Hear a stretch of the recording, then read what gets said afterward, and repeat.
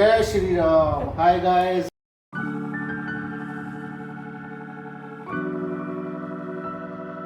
Hi guys, आज है छोटी दिवाली और मैं आपको दिखा रही हूँ कि हम कैसे छोटी दिवाली मनाते हैं।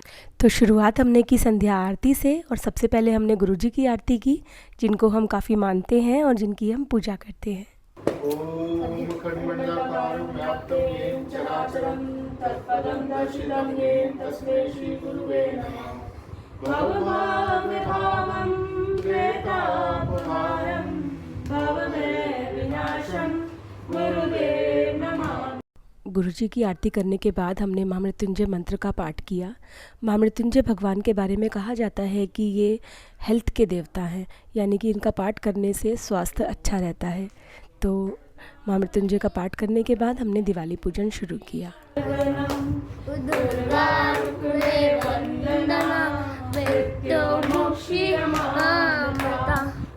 तो छोटी दिवाली के दिन हमारे यहाँ सिर्फ 11 दियों की पूजा की जाती है। तो 11 दिए जला करके सबसे पहले उनको पूजा जाता है, उसके बाद उनको घर में अलग अलग जगहों पर रख दिया जाता है। तो सबसे पहला दिया हमने रखा अपने मंदिर में, और उसके बाद दूसरा दिया हमने किचन में रखा, और उसके बाद बाकी बचे हुए दियों को हमने सब अलग अलग जगहों पर रख दिया। और पूजा करते ही मंत्र बैठ गया अपना टैबलेट लेकर के वो देखने के लिए। बच्चों को बहुत मुश्किल है आजकल इन चीज़ों से दूर रखना। और उसके बाद हमने थोड़ा सा फ़ोटोशूट किया, उसकी एक झलक आप देख सकते हैं। अगले दिन यानी कि बड़ी दिवाली के दिन शुरुआत हुई हनुमान जी की पूजा से। तो बड़ी दिवाली के दिन सबसे पहले सुबह सुबह हनुमान जी की पूजा की जाती है। और कहा जाता है कि क्योंकि अयोध्या सबसे पहले हनुमान जी पहुँचे थे और उन्होंने ही सबको बताया था कि राम जी आने वाले हैं, पहुँचने वाले हैं, तो उनका स्वागत किया जाता है। और हनुमान जी की पूजा में हनुमान जी को सिंदूर अर्पित किया जाता है और चूरमे के लड्डू बनाए जाते हैं। तो मैंने सुबह सुबह नहा धो कर के पूरियाँ बनाई देसी घी में। तो इधर मेरे हस्बैंड और मेरा बेटा पूजा की तैयारी कर रहे हैं। अब क्योंकि मैं बहुत साल टीचिंग प्रोफेशन में रही हूँ, तो मुझे आदत है अभी भी टाइम टेबल बनाने की। तो मैंने पहले दिन रात में ही सभी के साथ अगले दिन का शेड्यूल शेयर कर लिया था और सबके काम डिवाइड कर दिए थे कि किसको क्या करना है। तो सभी लोग अपने अपने कामों में लगे हुए हैं। सुबह के 9 बजे हैं, सब लोग नहा धो कर के तैयार हैं पूजा की तैयारी के लिए, और सब अपने अपने कामों में लगे हुए हैं। तो बहुत ज़रूरी है घर में भी एक डिसिप्लिन मेंटेन करना, एक शेड्यूल बनाना और उस शेड्यूल को फिर फॉलो करना। और कभी कभी उसमें थोड़ी ढील भी छोड़नी पड़ती है। ऐसा नहीं है कि आप बहुत स्ट्रिक्टली एक शेड्यूल को फॉलो करें, लेकिन अगर आप काम टाइम से निपटाना चाहते हैं तो एक शेड्यूल को फॉलो करना बहुत ज़्यादा ज़रूरी है। तो इधर मेरी पूरियाँ बन कर के तैयार हैं और मैंने पूरियों को हल्का सा ठंडा होने के बाद उनको छोटे छोटे टुकड़ों में तोड़ लिया था और फिर हल्का सा ग्राइंडर में पीस के मैंने चूरमा रेडी किया। और साथ साथ मैं नाश्ते की तैयारी भी करती जा रही हूँ, क्योंकि पूजा के बाद सब लोग नाश्ता करेंगे और उसके बाद मैं अपना एडिटिंग का काम करूँगी। तो चूरमे का प्रसाद बन कर के तैयार है, अब पूजा शुरू करते हैं। तो सबसे पहले हमने दीपक जलाया और उसके बाद हनुमान जी को सिंदूर अर्पित किया। हनुमान जी के भजन चला लिए थे मेरे हस्बैंड ने, तो घर के अंदर बहुत ही ज़्यादा पॉजिटिव एनवायरनमेंट हो गया था और बहुत अच्छे वाइब्स आ रहे थे। इतना भक्तिमय हो गया था पूरा एनवायरनमेंट कि मुझे बहुत अच्छा लगा और मेरे मन को बहुत सुकून मिला था। हनुमान जी को तो कहा ही जाता है कि हनुमान जी संकट मोचन है, सारे संकटों को हरने वाले हैं। तो उनका नाम लेते ही मन को बहुत ही ज़्यादा शांति मिलती है। सभी को तिलक वगैरह लगाने के बाद हमने हनुमान चालीसा का पाठ किया, संकट मोचन का पाठ किया और हनुमान जी की आरती की। और इसी के साथ हमारी हनुमान जी की पूजा भी संपन्न हुई और फिर सभी ने नाश्ता किया और अपने अपने कामों में लग गए।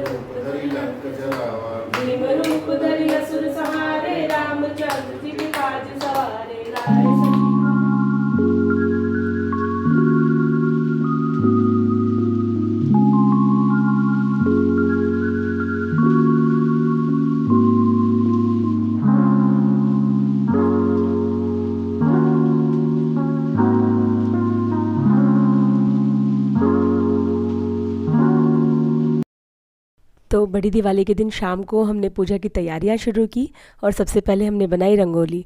तो लक्षिता ने यहाँ घर के बाहर रंगोली बनानी शुरू कर दी है और ये वाली रंगोली ये मेरी मदद से बनाएगी और इससे पहले ये एक रंगोली बना चुकी है। तो रंगोली बनाने का लक्षिता को बहुत शौक़ है और काफ़ी अच्छी रंगोली ये बना लेती है। तो बहुत ज़्यादा कॉम्प्लिकेटेड रंगोली हम लोग नहीं बना रहे हैं, क्योंकि और भी बहुत सारे काम हैं जो हमें निपटाने हैं। तो बहुत ही सिंपल डिज़ाइन बनाया है हमने रंगोली का, और ये चूड़ियाँ लगाई हुई हैं जिसके अंदर हम कलर डाल के उसको फैला रहे हैं। तो काफ़ी जल्दी हमने रंगोली बना के रेडी कर ली थी, और ये रंगोली लगभग पूरी हो गई है। अब लक्षिता अंदर की तरफ लक्ष्मी जी के चरण बना रही है। तो दिन छिपने से पहले ही मैंने पूरे घर में दिए लगा दिए थे। दियों की रोशनी में जो खूबसूरती है वो इलेक्ट्रिक लाइट्स में बिल्कुल भी नहीं है। हम कितनी भी लाइट्स लगा लें, लेकिन जो रोशनी दियों से होती है उसकी अपनी एक अलग ही आभा होती है।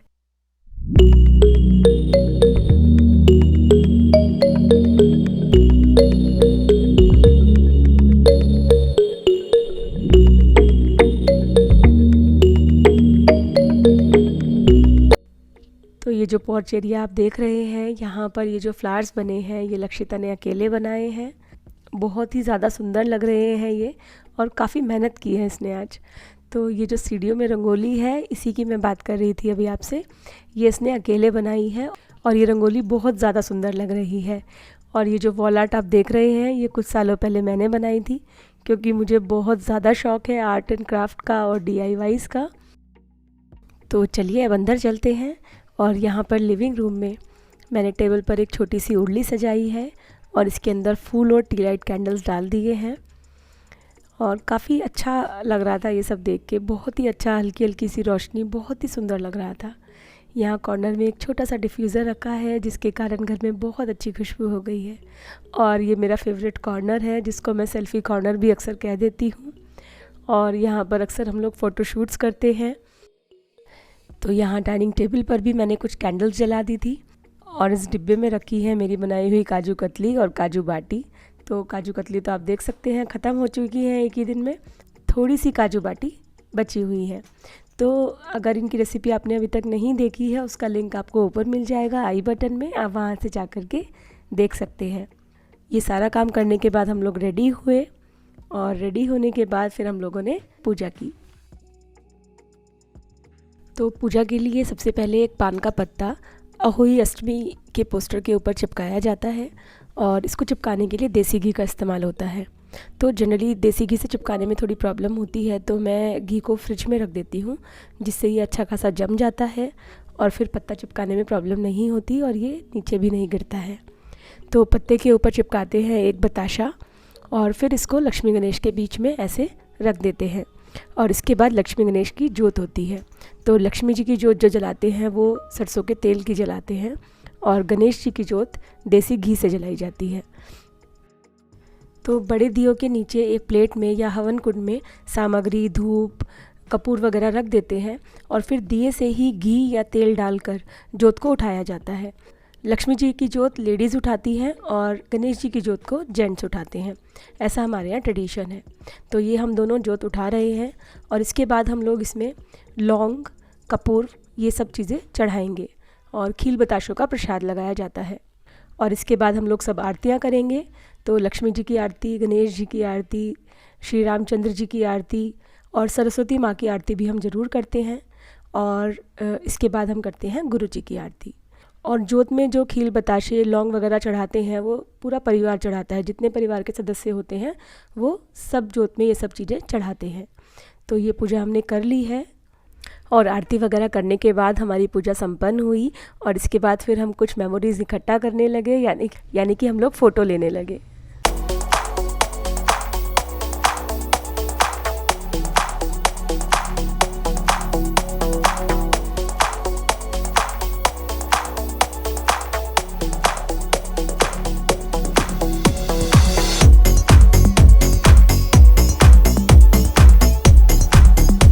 तो भाई दूज के दिन हम दोनों मम्मा बेटी ने नहा धोकर सबसे पहले कहानी सुनी, और उसके बाद लक्षिता ने मंत्र को टीका किया, और आप इन दोनों की शैतानी स्क्रीन पे देख सकते हैं मंत्र कैसे हंस रहा है।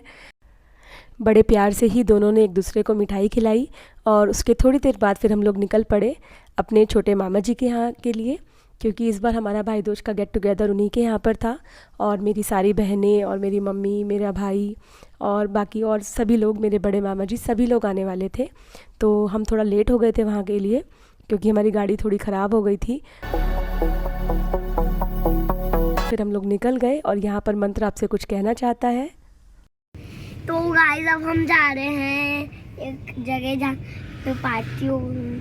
तो गाइस हमारी गाड़ी खराब हो गई थी और हमने फिर मैकेनिक को बुलाया और गाड़ी ठीक करवाई। इस वजह से थोड़ा लेट हो गया जाने में। तो चलिए चलते हैं। तो गाइस जब हम लोग पहुंच चुके हैं एंड बिल्कुल नहीं ट्रैफिक मिला। तो ओके। तो वहाँ पहुंचकर मैंने सबसे पहले अपने भाई को तिलक लगाया। और ये 5 बहनों में हमारा अकेला भाई है, सभी का लाडला है। सभी ने बड़े प्यार से इसको तिलक लगाया और हम सब ने मिलकर बहुत सारी मस्ती की। और तिलक लगाने के बाद शगुन लेना तो बहनों का हक होता है। और ज़रा देखिए और उसके बाद हम सब ने नाश्ता किया। ये मेरी मम्मी है, उधर मेरे पापा बैठे हुए हैं, मेरे कज़िन्स हैं और यहाँ पर मेरे हस्बैंड और मेरा बेटा बैठा है। कैसा है भाभी? और मैं सबके लिए ओरियो केक बना करके ले गई थी। सबको ओरियो केक बहुत पसंद आया। तो अगर आपको उसकी रेसिपी चाहिए तो उसका लिंक आपको ऊपर मिल जाएगा आई बटन में। हाँ भाई, कैसा है? बहुत अमेजिंग है। पूरे परिवार के साथ भाई दूज मनाने में बहुत ज़्यादा मज़ा आया। सब लोग इकट्ठा हुए और बचपन की बहुत सारी यादें ताज़ा हो गई। तो इस व्लॉग के लिए इतना ही। मैं कुछ पिक्चर्स आपके लिए आगे डाल दूँगी, ज़रूर देखिएगा। और अगर आपको ये वीडियो पसंद आई हो तो वीडियो को लाइक ज़रूर कीजिएगा और चैनल को सब्सक्राइब कीजिएगा। मैं आपसे अब थर्सडे को मिलूँगी एक नई वीडियो के साथ, एक नई रेसिपी के साथ। तब तक के लिए बाय बाय।